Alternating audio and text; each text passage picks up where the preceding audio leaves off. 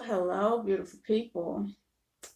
So this is Coach Lacresha, and we're going live today, this morning, rather early. I tried to record a video so that I could upload it, and of course it didn't work.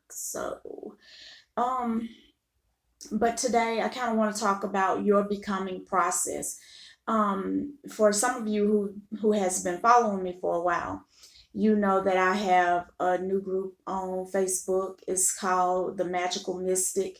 Part of that group is about elevation, ascension, growing in this spiritual journey, on this spiritual journey, because there's a lot of information, there's a lot of misinformation, there's just a lot of stuff that, frankly, we have too much information out there that's actually not proper. Okay, so a lot of people are being misled because they don't know what to believe. I mean, there's just too much, and there's so many conflicting ideas and opinions about everything. So there's a tendency to get lost. So I created that group to help with that process. And also I created the group because I've officially made the Magickal Mystic into a business. It's a brand. And we're building the website right now. We already have, hey, real interviews. We already have the oils and the herbal blends out, and that's growing. And so I want to say thank you to all of you who have been supporting me in that respect, because it's really, it has blown my mind. It's just, it's more than I expected. So anyway, one of the things that I want to talk about today is the fact that when you get ready to go on this spiritual journey, yes, you're going to need mentors, and yes, you're going to need your soul family and all of that. Okay. But at the same time, real interviews, email me at lacresha.hayes@gmail.com, or look me up on Facebook. My page is the Magickal Mystic. It's M Rain, EMME Rain. And we'll talk about it. So when you're on this journey, there's a tendency, because we've been taught this for so long, it's kind of like a follow the leader thing, right? And that's not a bad thing. It's not a bad thing to follow a leader that's going somewhere for a time.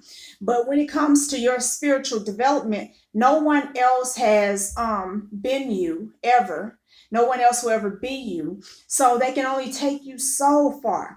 And so some people get on this path and they think that they can avoid the shadow work, the going within, the looking at what's really in your heart and what's really in your mind. See, that stuff is uncomfortable sometimes. And not just because it's always bad, because it's not always bad, and it's not all bad, but sometimes it's just very uncomfortable to sit with yourself, because sometimes it's just little mild things. Like I said, I know an attorney who has been an attorney. He's one of the most brilliant attorneys you would ever want to meet, but he has a passion for home decor and design and stuff like that. He has a passion for music, and that's what he always wanted to do. But of course, I mean, he's an attorney. Who says, oh, I'm walking away from being an attorney to be a struggling musician? Nobody does that. There's no support for the person who wants to do that oftentimes. And so we have a tendency to give our lives over to what's popular, what's acceptable, what other people, have put over us as far as their expectations. And that's a mistake. Okay, so on the spiritual path, you have to learn to get comfortable giving yourself the same equal authority and privilege and worth, value as you would anyone else. Your children are not worth more than you. Your husband and wife are not worth more than you. Some big name preacher or mentor or guru is not worth more than you. Okay? Their opinions are not more important than yours. Okay, we don't listen to our mentors because we value their opinion over our own. We listen to our mentors. We get mentors when we need someone to come along and give us information and knowledge that we may be lacking, but ultimately not to make a decision for us, because once you give up your ability or your right to make decisions for yourself, you have sold yourself into slavery. Hey, Taj, how you doing, babe? Okay, so we have to be very careful that we're not giving ourselves up, because of the pain and the responsibility of thinking for ourselves, of going out and getting the information. You know, some people went from church to Muslim to Ifa to Santeria to, you know, you've been all over the place. You just fall into from one system to another system, to one system to another system. I'm here to tell you one thing that I advocate is the no system policy, okay? And so when you are a system follower, what happens with you is you get into a situation where you are limited again by the parameters of that system. Okay, this is your becoming process though. There are people here, star seeds here, that this lifetime is not just about you raising the frequency of the earth, but it's about you evolving also as a being. You know, there are some people who are even watching my channel on a regular basis whose life is about to be making a huge turnaround. Yes, Taj. You know, it's like sometimes we don't see the power of who we are, and we get so busy becoming duplicates of other people just not to be satisfied again. It's like, well, I left this not, and because I wasn't satisfied, and I jumped into this, and I'm still not satisfied. You're not satisfied because you're still not listening to you. See, it would be crazy. Just think about this. If you were an ultimate creator, and you wanted to create something in your image or something beautiful, something that you could use as a crown to your success and achievement, okay? Would you really create people, and decide to create people, would you really create people in a way where they would never really truly come to a fullness of knowledge unless they had to go outside of themselves and find it, their answer outside of themselves? No, you would put the answer within. What you put outside of them, because people are something else, and if they can, they will be islands if you don't watch it. It's not that your answer is in other people, and you got to catch this part. This is real important. What's in other people is the key to unlocking the answer inside you. So there are a lot of keys out there, but the answers are in here, okay? When you realize that you stop chasing this idea of somebody, you want someone to have a life that you would want so that you can model yourself after them and become basically what they already are. There are no duplicates here, not even twins, triplets, quadruplets, none of those. They're not complete duplicates. They were just born at the same time. They're 2 souls, 3 souls, 4 souls, 5 souls, 8 souls, or whatever the case may be, that all came out about the same time, and not even that. So I said all that to say this. What you are becoming is essentially up to you, okay? Whether that's a duplicate of somebody else or whatever else. Even if you make the choice to let another person live your life for you, that is your choice, for you to be basically their clone, okay? So however your life goes from this point forward is in your hands. And that's the safest place for it to be, because guess what? Nobody else knows you well enough to think for you, to make decisions for you. A lot of people can know you real well, but they're limited to knowing about as much about you as you do. Okay, now you have no limits to how much you can know about yourself. And here's the thing, guys, that you got to understand. You cannot be afraid to just be unhappy with something. You cannot be afraid to desire something. You cannot be afraid to be imperfect. You know, and that's why another reason why a lot of people won't look within, and that's why they never really become anything else, because you cannot become something else unless you're leaving this. Leaving this gets you to that. You can't. You know, a lot of people want to evolve in one spot. It doesn't quite work that way. So when you look at yourself, you got to see you as you stand. As I stand. You know, can I say, I made a post on my M-Rain page the other day about how until you can say I'm a liar, I've been a liar, or a whore, or a cheat, or a slob, or lazy, or, you know, a snake in the grass, until you can really come to a place where you can admit that. And listen, guys, some of you have such a hard time speaking those kind of things, because it's almost like shame attack you so heavy. It's almost like even though you're in the room by yourself and you say it, like the whole world heard it. Okay. But this is not about, because you got to understand something. Protecting the idea of who you want people to think you are stops you from ever becoming who you really want to be. Okay. If I want people to think I'm successful, but I'm struggling, I'll keep putting on these airs and I'll never actually become successful, because I'm putting too much energy into the image versus me actually putting image into the actual core of what it is. Some of us have a backwards way of building our life. We want to build it from the outside. But what you have to do is go within, fortify that which is weak, fortify that which is lacking, keep building it up, and it will show up on the outside. Okay, you are becoming, evolving, meaning even at your core, down to a DNA level, things are changing and shifting constantly. And you can't let up off the gas for a minute because you feel lazy. Listen to this. One day I was laying in bed and I was bored, literally bored. I was laying there and I thought about something one of my mentors said about only boring people are bored. And I used to hate when he say that, to be honest, because I was like, that don't make sense. Of course, boring people are, bored people tend to become boring or whatever. But what I kind of got from that is that when you're bored, it's because you made a decision not to utilize this time for something. See, I'm not an advocate of work all the time, even though I do. That's not necessarily healthy, right? But I happen to do work that I love, so it's kind of like a hobby in work, and it feels good, so I do it a lot, right? Okay, but I am an advocate of movement. Movement. A lot of people, like I had somebody tell me the other day, I want to get rich. I want to get so rich I don't have to work. I said, and when you stop working, what do you plan to do? Nothing. Like, yeah, you're not going to be happy with that. I just want to do nothing. Like, why? Why would you want to do nothing? Okay. And so some of us, and I said all that to make this point. Some of us are in that do nothing state. It's like some of us, because we don't know what to do.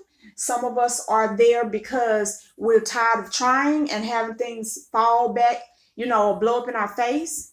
So some of us are just in a do nothing state. We're waiting to be rescued. Somebody show me a way that works for sure, and this and that and this and that. But what I advocate is this, guys, for all people. You have been given life, beingness, okay? Being doesn't necessarily mean that you're always doing to prove your being, but because you ought to let that constantly be in favor of something, meaning that you're building something with your thoughts, with your words. When we look at our lives, a lot of times we're not happy. Hey, Carol. A lot of times we're not happy because the truth of the matter is, it's like, okay, I love my life, but the problem is that I got some area of my life that I kind of feel like I need to work on. Like, I'll give you a perfect example. Somebody might have their dream job. Okay. They may be acting. That might be their dream job. And we see this all the time on TV. People who are singers or whatever, and they are doing what they always wanted to do, but you see that little something in them, that spark that's missing, because they're not happy. They're not either happy with what they had to do to get there. They're not happy with certain aspects that does not translate to the outside where people can see it. See, that's another thing too, guys. Some of you want these mentors and you want to model yourself after people, but you don't truly know what's going on inside that person, what struggles are present. And so, you might be desirous of something that you couldn't handle. Okay. It's always better to be you, maximize you. You don't need to be anybody else. There's no lack in you. You're whole, you're complete. You're deserving of love, okay? You're deserving of any good thing that you can imagine. You are.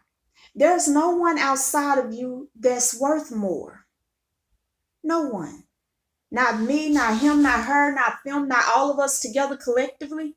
And until you really get that, you're just going to keep spinning your wheels. Now, when you get that, you begin to see yourself differently. See, for people who are bound up in shame, a lot of times it's just hard. It's hard for them to hear this and believe it, because it's just like as soon as somebody tell them you're worthy, they imagine or remember, oh, I remember when I did this. Like if that person only knew I did this, they wouldn't think that about me. It's like, yeah, they would. Yes, they would, especially if they are knowledgeable. Okay.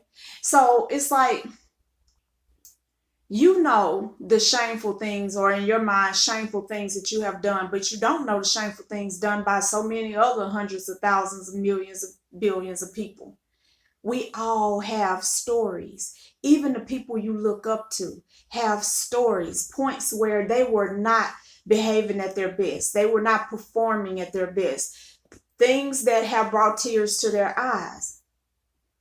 So then how does that make them better than you? People can have more money than you. They can dress better, drive better. They can have what you hope to have one day. They can have a husband or a wife and family and a solid career and fame and fortune, and you want that one day or whatever. That doesn't mean that they're above you, worth more than you. It just means that they have come to a different place in their journey than you have. But it is a journey. It's not a race. Okay? It's a journey into becoming you. This is about your you-ness. Now, I said all of that. Let me get into the meat of it because I don't want to be live long. I said all of that to make this point. In the occult world, in the esoteric world,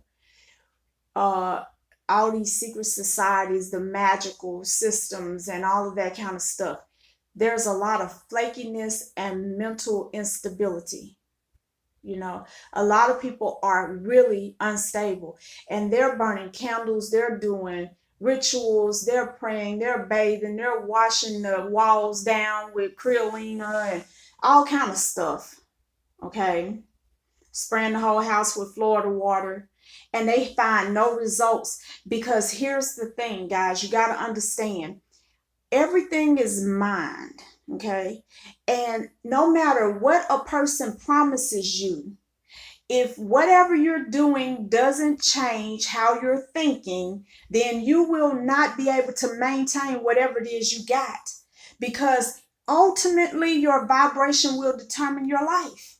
Okay, you cannot, okay guys, you cannot afford to keep playing with your mental health, your emotional health, your healing. So what if it looked like it's working for these people? Don't be deceived. I made a video a few months ago called the first part, which was intuition, okay, and discernment. Because some of us do not follow our intuition or our discernment. I had a girl who came to me, I guess a couple months ago. She wanted some work done. And then she asked me how much I charged. And it was like $1,300 worth of work she wanted done. And she immediately started talking about how that was too much and that kind of thing. Wow. So she went and apparently found somebody who would do it really cheaply, or maybe even free. I don't know if she paid for it or not. Well, a couple weeks after that, she came back. She was like, I really need your help, blah, blah, blah, blah, blah. And I had somebody to do this for me, and it didn't work out, and this and that, and this and that, and then she came back again about a week after that, and she was talking about some more stuff that had went on. And I explained to her, I gave her a crash course session for free in the inbox. And I explained to her, you are vibrating on a certain frequency. You are operating a certain way. Everything around you right now is an exact picture of what's going on inside of you. And of course she didn't agree. But then she came back about a week or so ago, and she was like, I'm ready, and I'm going to pay you what you charge because I need real help. I'm sick of the people taking my money, burning candles, people telling me what I want to hear, and then it's not coming out to be that way. I'm ready. See, like a lot of people, they're not really ready. They want what they want, but they don't want change. Like, it starts with you, it ends with you. This is your journey, okay? So if I look around tomorrow and I start losing stuff, I got to look inside. What did I lose inside of me first? What place has become unstable? What place has become malnourished? So that now that this is coming and showing up on the outside of my life. If I look around tomorrow and I have, more money than I can spend, and all these people knocking my door down trying to sell me houses and give me this and give me that, I also get to look within. We don't have to give up our power when it's all of a sudden good. Like, that's another thing we do too. It's kind of like, when it's bad, it's like, well, I messed up and blah, blah, blah. Some folks just in denial, period. We ain't even talking about them folks, okay? But I messed up and blah, blah, blah, and now this is going on. I don't know how to fix it. Okay, then when it get fixed, it's like, whoo, this person told me they saved my life. They saved my life. No, you know what? You saved your own life. They may have inspired you. Just like when you're wrong, you might have been around friends that inspired you to do the wrong thing. But ultimately you done the wrong thing and you have to pay for it. And you might, when you do the right thing, you got around friends that inspired you to do the right thing. But ultimately you did the right thing. And so you get to, get the fruit of your labor.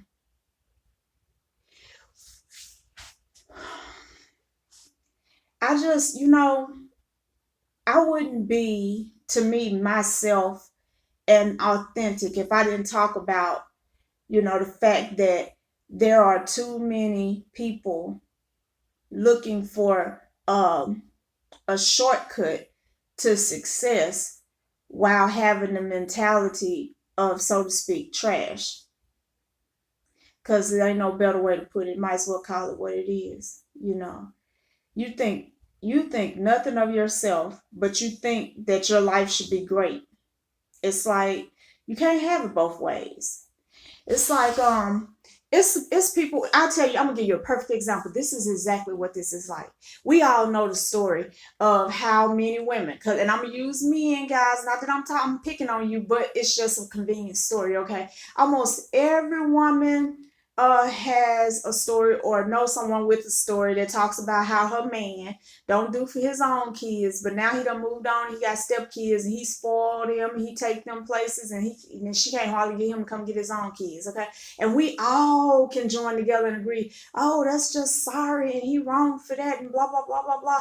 He abandoning his own in favor of someone else. And what have we been talking about? I abandoned my own greatness in favor of someone else's greatness. I abandoned my own answers in favor of someone else's answers. Now I want to go to the Bible just because this story is really good, really powerful, and it drives home that point. Don't throw your Bible away, people. Read it now. Read it now more than you did when you was call yourself thinking it was a literal book, and get that esoteric knowledge out of there. But it was a story of a prophet. And so God told the prophet, go to such and such place, do such and such, say such and such, and then don't come back the way you came. Go a different way, okay? Or maybe it was or leave. It was like leave immediately type of thing after you do this and do that. And don't eat nothing there and all this kind of stuff. So it's exact instructions. And then the next thing you know, so the prophet gets there to where he was supposed to go. And then he gives the message that he was supposed to give. So far, so good, right? And then all of a sudden he encounters another prophet. See, this is the shit right here that gets us in trouble, right? He encounters another prophet. And he's like, shoot, this prophet is a real prophet. I know he's a prophet, because guess what we always having a tendency to do is that we always question ourselves, even when what we do works, even when people brag on us and this, that, and other. We are so close to the project that we almost have a hard time believing our own hype. Okay, so the prophet comes up and he feeling like a nothing little prophet, just got lucky and got an assignment. The prophet said, yeah, stay here, eat, blah, blah, blah, do this, do that, and, blah, blah, blah, blah, blah. And he said, God told me to tell you. Because, see, some of us are dumb enough to believe that because a person say the word God, or Jesus or Krishna or any name of any deity, anywhere, any angel, that they must be telling the truth. So he listens to the voice of that prophet, and because he listened to the voice of that prophet, he ends up with the prophet coming back to him now with a real word and says, oh yeah, God said you're going to die because you wasn't obedient. You didn't do what he told you to do. So now you're going to be eaten by something. And I think it was a bear or something like that, by the way, when you leave. And so dude leaves and just like gives himself over to his fate, and he's killed and stuff like that. And the whole time when I first read that story, it's like, what the hell? Now, how do you be the one to tell the lie and come back and be the one to give a person the truth? Like, how does that work? Well, it's an allegory. It's a story to say that the most dangerous thing you can do is go against what you know when it comes to your divinity, your relationship, your inner relationship with spirit. When you go against that in favor of whatever you hear out here, you're in trouble. Now, I'm not telling you not to be teachable. Be very teachable. Question everything, even the things you think. But ultimately, never go against what you already know inside of yourself unless what's inside of you changes. And what I mean by that, I don't hold too tightly to any theory that information and real knowledge can't change it. Okay. But until it's changed, I'm going to stay true to what I believe, because this is what I believe. And I'm not going to pretend to believe something that I don't believe. Do that make sense? Okay. And that's your journey toward becoming, because a lot of people pretend to believe things that they don't believe. They never learn what truly to believe. They never learn truly what to do. They never learn truly which way to go, because every damn thing about them is a lie. I'm in church every Sunday, but I don't really believe that shit. Well, why the hell are you there? I go to the mosque because, my daddy is a high up, whatever the case may be. And so I have to be there. But I don't believe that shit. Then you are destroying you. You are blocking what could be for you. Well, some people, I'm gonna initiate because the last 5 people in my family were initiates. And what does that have to do with you? Do you want to initiate? Do you want to practice magic at all? Do you want to be left hand path, right hand path, and all that BS that they feed you? Do you want to be Ifa, Santeria, look at me? What do you want? Do you want voodoo? Do you want hoodoo? What do you want? Do you want paganism? Do you just want freedom? Not to have to wear a title? Because that's where I am. It's like, you can't title me. You can't put me in a neat little box, because I don't have boxes. And when I find a border, I'm destroying it because I don't want to be bound. I'm a free spirit, meaning nobody gets to claim me as their own. Oh, Lacresha is ours. Lacresha belongs to Lacresha and that which created her. And that's enough. That's what it is to become. You're becoming free.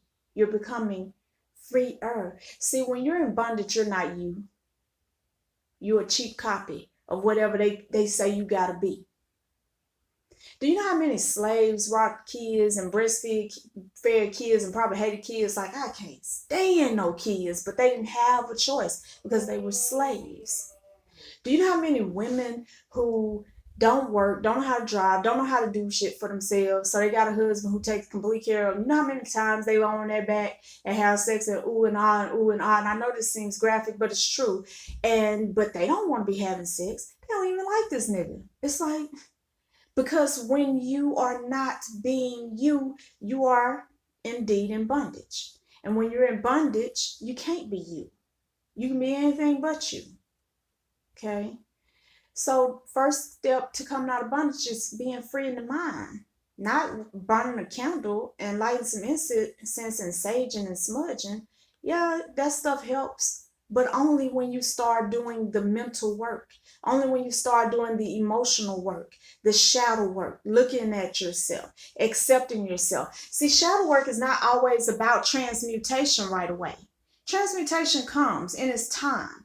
The first job is not to say, oh yeah, so I'm a liar, I'm going to transmute that real quick. No, the first step is to say, I am a liar, but I love my lying ass self. Whoa, like why? Why would that be the first step? Because if you attack yourself, it's like I'm a liar and that's just horrible and blah blah blah, you're still spinning your wheels. You're still getting nowhere. And for some of you, you don't love yourself because you know so much about yourself, but then you have the nerve to love every other low down, no good, dirty dog, as they say, in the world. Like I can't stand the fact that I stole, and I stole from my mama when she was sick and now she dead and I never got to apologize.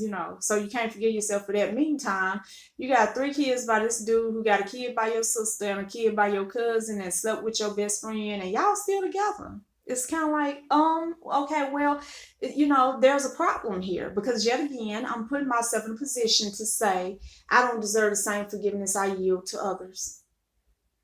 I don't deserve the same mercy that I yield to others. It's all mental. It's all about paradigms and how you think. I'm gonna close this out with this because this has been, more or less an eclectic blend of me just speaking to the mental instability on this side of the walk. When you wake up in the morning, for that first moment when you open your eyes, there's a purity. It's just you and that which gives you life. Divine source. That's all it is. It don't matter who laying beside you or this or that, this or that, this or that. In that first breath, with your eyes open, there's just you and that which is everything. And what we do is from that moment up until the time we pass out, oftentimes, is we burn our whole day about other people because of other people. I gotta do for my kids, do for my family, do for my friends, do for my boss, do. I almost got kicked off, y'all. It would save the world so much drama and turmoil if people spent more time looking at who they truly are. Think about how many people are in relationships right now. They've been locked together in battle for 15 years. Button heads, like, you gonna do how I want it, you gonna do how I want it. Everybody trying to change everybody. It's like, how easy it would be to let him or her go? Because right there is somebody who already doing everything you want this person to do.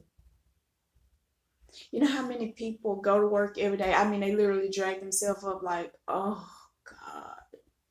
And they may be making 100,000 a year. Miserable as hell.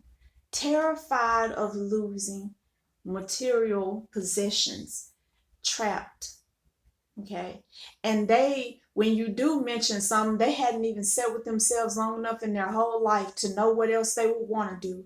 It's like, do what you love. What do you love? And it's like, oh, I love. Like, I would just love some sleep. That's just proof that you've never spent quality time with yourself, that you hadn't been true to yourself, that you've made lying to yourself a thing in your life. Okay. If I ask you right now, what do you love? What do you want to do? What makes you happy? Who are you? Not titles. Don't throw no titles at me. Mom, dad, sister, brother, cousin, doctor, lawyer, spiritualist, psychic. Don't throw no titles at me. Who are you? Like, when I ask you that, what does it make you feel like to hear that question? Who am I? It's like, what do I represent? What qualities are inherent in my personality, good, bad, and ugly? What things emanate from my beingness? Okay? When you can sit there and ask those questions and answer them, you're on the path to freedom. You're on the path to becoming you. You know what? There are a lot of empaths that don't want to heal. That's fine. There are a lot of psychics who don't want to see. They can see. That don't mean they want to do that for a living. That's fine. There are women who really, really like women. That's fine. If that's what you really, really like, that's what you really, really like. Until it's fine. There are people, and let me challenge you guys here. There are people who are attracted to children, babies, that's fine, because now they're aware and it's at the foreground. They can make a better decision. Okay, I'm not advocating anything that you find inside of yourself. I'm advocating that you need to look and find it. Okay, we cannot truly, authentically be free until everybody is free. Everybody. Everybody, no matter what is inside of them. Okay, no matter how ugly it gets, has to be free to look at it and to accept it in themselves. Do you know why? I'm going to tell you another theory, because I've practiced quite a while on people's mental. You know why I think, like, let's use this one. Certain women may, rob banks. We'll use that. We're going to use something crazy. It's because they fought so long trying not to rob a bank, trying not to admit that they want to rob a bank. They don't want to tell nobody that they be having fantasies of how to get in the bank and get out. All of that was at play before they broke into that place where they actually started doing it. See, the more you resist something, the more you give it power over you. The more you hide something, the more you give it power over you. Wouldn't it be better if all child molesters was free to say, hey, I have these feelings, without being judged? So you ain't got to judge a person to help a person. It's like, you have those feelings. Okay. So that's what's active in you. So let's remediate that. Now, the alternative is what we've always done. Try to push it down, press it down, suppress it, deny it, ignore it. And then we have all these explosions of the shit everywhere, all over the place, all the time. It doesn't give you any control. It doesn't make you safer. Rules don't make you safer. Laws don't make you safer. Ask anybody who's had their house broken in and everything that they had stolen, anybody whose car has been stolen, anybody who has lost a mother or father or a child to murder. The law did not protect them. So what if they punished the person later? That didn't protect or keep the life here. So we got to be realistic and understand that the only protection we have is in our own power, becoming the fullness of who we are and allowing that for other people, so that things can be on the front. See, secrets are because everybody is not mature enough and not willing to make the choices to be responsible with the truth. So we have to hide it and try to judge who we're going to give it to and this and that and other, because everybody's not on that same wavelength. And that's fine as well. Okay, but you got to understand, if you don't want secrets, if you want to know for sure, then you have to become that person that is worthy of secrets, which means that you've dealt with all of who you are. Like, it's certain things I won't do. Like, I'm not going to go buy myself a motorcycle. Why? Because I sat with myself and I realized that I can get reckless sometimes, and I do crazy shit sometimes just for the thrill of it, okay? And it only take one time for me to go just zipping through two cars and get crushed up somehow, you know what I'm saying? So because I know if I had one, I'd do some dumb shit, I just won't get one. This is what I mean by sitting with yourself. Otherwise, if I don't sit with myself, somebody offer me a motorcycle at a good deal, the very thing that's reckless about me may be the thing that goes, and I buy the bike. I'm gonna buy the bike. Shoot, why not? Because I'm adventurous. And then one day, another day, I'm adventurous, and then I end up, broken leg or some shit. Become you. Look at you. Look at you. Become you. Okay?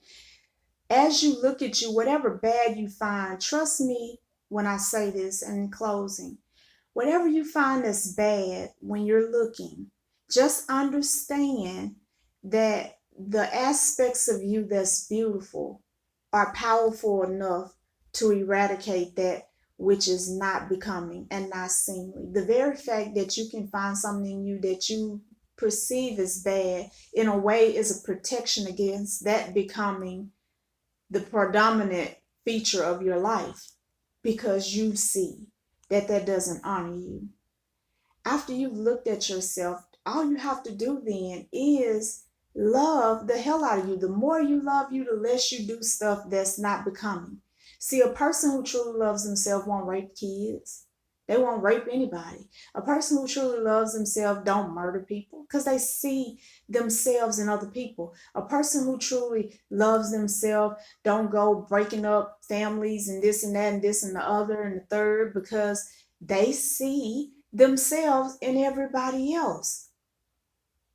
Self-love and self-honoring decisions is the cure to all evils, but because it's so simple and yet can be kind of painful in the beginning stages, people don't use that, and that's sad. Self, you, it's all an inside job, guys. You're becoming you, and I think you're beautiful. I don't care what you've done. I don't see anything so horrible because you're still taking air in and out, day by day, moment by moment. Even as you're looking at this, you're still taking that air in and out. So there is nothing so horrible about you that you don't deserve to maximize the beauty of you, that you don't deserve a better life, a better you, that you don't deserve the time, the attention that you give everything and everybody else, that you don't deserve the right to have an opinion and have a voice and have success, however you may define it, and that you get to define it for yourself. I want to see you set free. And that's my hope for you, that this video inspired you to remember yourself in a beautiful way. Guys, I am on Facebook. It's Lacresha Hayes Rayno, which most of the time is full, but you might catch some openings. And I also have plenty of room at my Rain page. If you're looking for help or guidance in this ascension, awakening, elevation process, and those of you especially who are called to the divine, who are ready to declare your sovereignty and walk in your divinity, join us at the Magickal Mystic. It's a Facebook group. And me and my sisters and a few others are the admins. I am looking for 2 more admins as well, guys. And lastly, be sure to like and subscribe, share these videos, that kind of thing. I am so grateful that I made it past 3,000 subscribers, and I'm about to get ready to do a really large giveaway here, and I'm going to do it in time for Christmas because this is going to be exciting, but I'll be announcing that on my Rain page as well as a different video. I love you guys. Go and be blessed.